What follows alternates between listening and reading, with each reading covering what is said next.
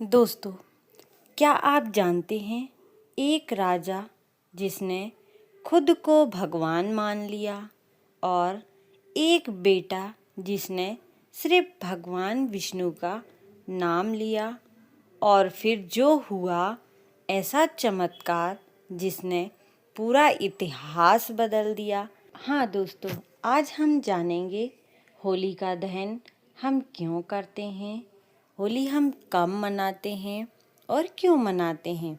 तो आइए मैं आपको बताती हूँ पूरा विस्तार से इसका रहस्य क्या है। होली हर साल फाल्गुन मास की पूर्णिमा को मनाई जाती है। यह त्यौहार फरवरी मार्च के बीच आता है। होली 2 दिन मनाई जाती है। होलिका दहन पूर्णिमा की रात को किया जाता है और रंग वाली होली, जिसे हम धुलेंडी कहते हैं, उसके अगले ही दिन होती है। होली का त्यौहार पूरे विश्व में मनाया जाता है, लेकिन अपने धर्म के अनुसार भारत में यह तिथि हिंदू पंचांग के अनुसार तय होती है और हर साल बदलती रहती है। होली मनाने के पीछे कई धार्मिक और सांस्कृतिक कारण हैं, लेकिन होली का मुख्य संबंध भक्त प्रहलाद और राक्षस राजा हिरण्यकशिपु से है। कुछ लोग राजा का नाम हिरण्यकश्यप कहकर भी बुलाते हैं। बहुत समय पहले एक शक्तिशाली असुर राजा था जिसका नाम था हिरण्यकशिपु।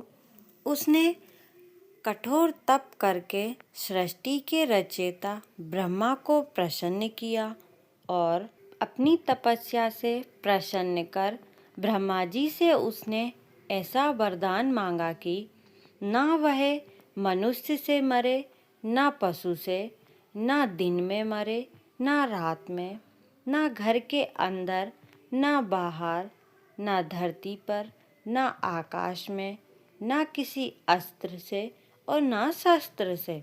इस वरदान के कारण वह बहुत घमंडी हो गया और खुद को ही भगवान मानने लगा। उसने सबको आदेश दिया कि वे उसकी पूजा करें। हिरण्यकशिपु का पुत्र था प्रहलाद, लेकिन वह अपने पिता की नहीं बल्कि भगवान विष्णु की भक्ति करता था। जब हिरण्यकशिपु को यह पता चला तो वह बहुत क्रोधित हुआ। उसने प्रहलाद को समझाने की बहुत कोशिश की, डराया धमकाया, पर प्रहलाद अपनी भक्ति से नहीं माना। और फिर धीरे धीरे हिरण्यकशिपु ने प्रहलाद को मारने के कई प्रयास किए। उसे ऊंचे पहाड़ से गिरवाया, जहरीले सांपों के बीच डलवाया, हाथियों से कुचलवाने की कोशिश की, जहर पिलाने की कोशिश की, लेकिन हर बार भगवान विष्णु की कृपा से प्रहलाद बच गया। दोस्तों, इतना सब करने के बाद भी हिरण्यकशिपु पीछे नहीं हटा। फिर उसने अपनी बहन होलिका के साथ योजना बनाई, क्योंकि होलिका को वरदान था कि वह आग में नहीं जलेगी। योजना बनाई कि होलिका प्रहलाद को गोद में लेकर अग्नि में बैठेगी, जिससे प्रहलाद जल जाएगा। लेकिन हुआ उल्टा। प्रहलाद भगवान का नाम जपते रहे। भगवान की कृपा से प्रहलाद सुरक्षित रहे, लेकिन होलिका जलकर भस्म हो गई। यही कारण है कि होली से एक दिन पहले होलिका दहन किया जाता है, जो बुराई पर अच्छाई की जीत का प्रतीक है। होलिका के बाद भी हिरण्यकशिपु का क्रोध शांत नहीं हुआ। एक दिन उसने प्रहलाद से पूछा, तेरा भगवान कहाँ है? प्रहलाद ने कहा, भगवान हर जगह हैं। क्रोध में आकर हिरण्यकशिपु ने महल के खंबे पर प्रहार किया। तभी खंबे से भगवान का अद्भुत रूप प्रकट हुआ। नरसिंह, आधा मनुष्य आधा सिंह, जिसे नाम दिया गया नरसिंह।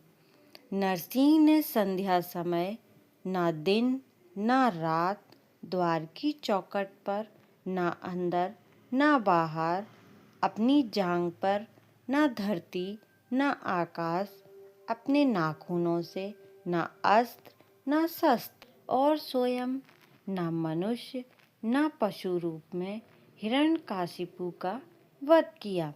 इस प्रकार भगवान ने अपने भक्त की रक्षा की। दोस्तों, इसलिए कहा जाता है कि सच्ची भक्ति में बहुत शक्ति होती है। घमंड का अंत निश्चित होता है। भगवान अपने सच्चे भक्त की रक्षा अवश्य करते हैं। बुराई पर अच्छाई की जीत होती है।